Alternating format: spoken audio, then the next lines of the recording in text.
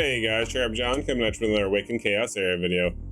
On this one, I want to give you a couple more prep things to get ready for the Attack on Titan event. As we all know, it is getting closer and closer and closer. As you can see here, brewing storm. We currently have another couple of days here for the check-in point. We have countdown is 3 days from now. I'm recording this at reset, so basically it's already going to be about 12 hours by the time you see this this episode basically come out. We're getting ready. We're getting ready. So I want to go ahead. I'm going to give you a few other ideas on how to get ready, because there are a lot of things you're going to want to stockpile. There's a lot of resources that you're going to want to go ahead and spend now, so that way you can get a lot more resources that you need later for these types of events. I want to make sure you guys are prepared. Stay tuned. Let's get into it.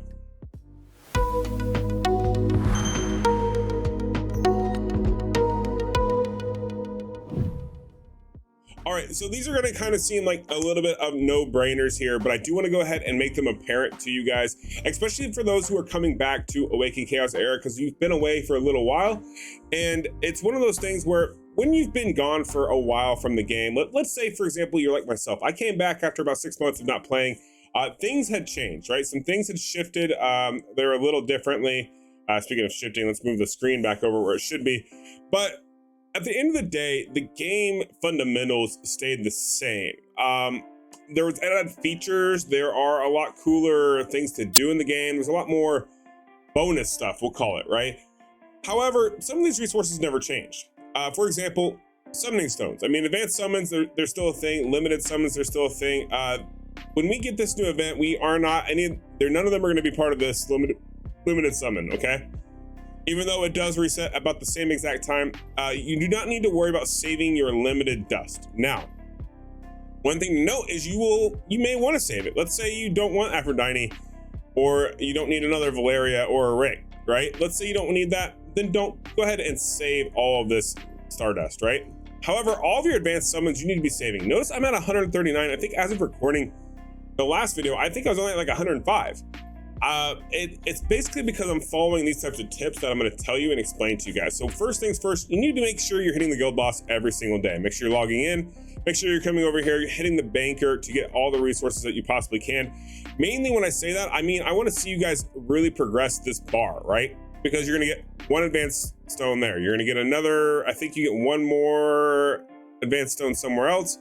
On top of that, you're going to get some forging materials, and you're going to get some special gear charms. These are very impactful. And the reason why I'm saying that is because as we run into these events, there's going to be other events that get triggered, right? We already know when we look at this event boss here, or the preview, we already know we're going to have these 3 events right here. Now, we don't know what's going to happen with these events, but typically when we have these types of events, they're going to correlate with something over here, right? So notice that we have like gear event, we have the event calendar, which kind of shows you, okay, well, what do you got going on here? What's moving forward? If we next over a couple times, you can see, okay, well, we have a dispatch event, we have the blah, blah, blah, blah. You can see a little bit of what to expect, right? Like, for example, we should actually be expecting this upgrade event, right? This upgrade event is going to be huge. And it's going to correlate into basically because you need to upgrade everything on your account, right? It's basically like, hey, you're going to possibly get these 3 characters. Make sure that you can upgrade them, and that's what the event's going to be, right? So you want to make sure you have the right amount of resources to do so. And when I say that, it means you need to really be looking at other resources over some of the other ones, right? I know that can be a little confusing, so let's break it down. For example, bread.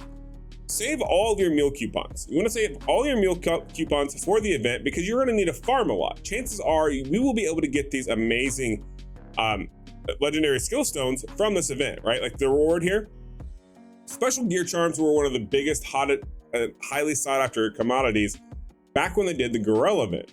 Now, I do reference that event a lot because I think that was the best event they ever did in Awaken Chaos Era. They did go on to repeat it with another champion, but the premise of that was amazing. I think they knew that already. So they're going to be taking those aspects and applying them to this Attack on Titan event.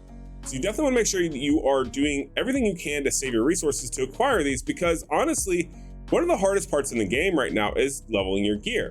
Now, when I say leveling your gear, I don't necessarily mean like, okay, yeah, it's just hard to like level it up to say 6 or 15 here, right? But for example, you can also get fabled gear now as well, which kind of plays into it, where gear is still the most impactful thing out there. Now, you may want to go ahead and use some of these resources to say enhance a particular piece of gear. Say, for example, this is a triple crit rate, double focus, which is a great piece of gear here, but you can also augment it, right? I can modify it even more. And let's say that I made this a Fable piece of gear. I can even modify it even additionally, right? You want to save these resources. You want to be banking those resources, because something tells me when we get to this, when it's time for this event to go here, there's going to be a leveling your gear. They already know that they've given us events before that we knew to stockpile, right? We knew to stockpile these events here to get certain resources, then to turn around and churn out things that we need. With that being said, I think they're also going to trigger events in the game that are going to require you to spend some of those resources, so that way you can't hoard them as much as we normally would do, right? This means you need to be doing some good, basically bread management, we'll call it. Yeah, I think that's what we're going to call it. And the reason why I say that, the reason why I bring it up is because, once again, like I touched on my welcome back video, leveling characters takes a lot of jelly, okay? So also, since we already know there's going to be a leveling up event, that means you're going to need a lot of jelly, because not only are you going to level a character all the way to 60, you're probably going to level a character all the way to 70 per the event. Now, I don't think they're going to be greedy enough to where it'll be 2 characters you got to get to 70, but I do feel like with this event coming here soon, they're going to probably expect us to do at least 1 character to level 70 for an event, for rewards. That's a speculation. This is not confirmed. By no point has Boolin or anyone else in the Discord actually told me this information. I'm just going off of what I know about Awaken Chaos Era, what I know about the developers, and how I've seen this game kind of pan out so far. So I want you guys to be prepared to go ahead and be able to follow suit and be prepared for it. So notice right now I'm kind of hoarding my gold up here. I'm hoarding all of my diamonds. I'm gonna go ahead and I'm gonna spend a lot of this bread over here, but what I'm gonna do is I'm actually gonna turn that bread into jelly. So right now what I'm doing is I'm picking some of the characters that I have that I know are not fully glyphed out. And then I'm coming over here and I'm gonna go ahead and I'm gonna farm these last little bit of glyphs. Now, while I'm doing these last little glyphs, I'm also turning on my XP jelly, because you want to make sure you're getting all the extra jelly you need, because it's so impactful now. The other caveat that a lot of people forget about and kind of go sideways on is also the simple fact that you have in the proving gate here, you have the endless trials. Endless trials give you a lot of resources. Notice down here, you can see you can get diamonds, you can get the charms anyways. You're gonna want to go ahead and go through here and finish this. Right? It takes some time. It did get a little harder for returning players who came back. It got a little harder, but you want to make sure you're doing this every day. And then on top of that, you want to make sure you save all these points, because when you save those points, look at what you can get. Now, is this something you have to use and get? No, absolutely not. You can save these for special charms, whatever the case may be, or even summoning crystals, which in this case, when we have a collab like we're talking about, summoning crystals are okay to spend, because this is going to be basically a once in the game's lifetime event. So unless you want to spend a lot of your hard-earned cash, now's the time to go balls to the walls for all your summoning stuff, as well as getting all your resources. So definitely make sure you go through and play this. Now, this doesn't cost you any bread, which is great. So then you may ask yourself, John, why were you so talking about bread? Like, that doesn't cost you anything. You're correct, it doesn't. Neither does the factions, right? The factions cost you keys, but they give you rewards, right? When we look at these rewards, you can see that these are forging materials, which I think in the long run is going to be something where we may get another forging event per this content drop. I'm not sure, I can't confirm it, but I would assume that something like that's going to happen. However, the thing that you need to be saving your bread for or utilizing is you want to be progressing this void tower. Notice that I've already progressed it to level 100. I cleared it. Now, I'm going to start clearing hard. Why am I going to start clearing hard? Well, not only is it just generally you want to clear this, right? But look at all the resources I get. So each 150 is 1 shard, right? So you're looking at 1, 2, 3, 4, 5, 6, 7, 8-ish, 9, 10, 11, 12. I mean, we're looking at 12 to 13 actual summoning shards in this tower itself, right? Not to mention the hierarchy soul, which you're gonna definitely want to have, right? Because you don't want to worry about pulling all of your new Attack on Titan characters and then not being able to ascend them. Because one of the major things that really is like, in some games, it's not beneficial to go for the characters, for the seasonal characters, if you are unable to, say, ascend them, right? So for example, I have Opal. Now Opal, I really need to get up here to Ascension 5. Will I ever get her there? I'm not sure. It'll probably take a long time. However, she's not seasonal. But let's say, for example, she was a seasonal character and I could not pull multiple of her, or say I get her Ascension 2 and then find out, oh, it's Ascension 5. Well, at that point, I'm gonna wanna make sure I get all those hierarchy potions to be able to fully utilize that champion, because a lot of these champions, once you get them ascended, changes the name of the game. Also, once you get them ascended and you get their masteries on top of it, once again, it changes the name of the game, because there's going to be a lot of benefits from utilizing these books on these champions, especially when you do ascend them. So go ahead and make sure that you are monitoring how you're accomplishing this. I definitely would recommend utilizing the Void Tower. Go ahead and try to get as high as possible. It does take a little bit of bread, but at least you're hemorrhaging your bread a little bit less than you would be if you're just going balls to the walls on trying to get your glyphs for your champions. The other caveat of giving glyphs for your champions is the simple fact that you're also stacking glyphs, right?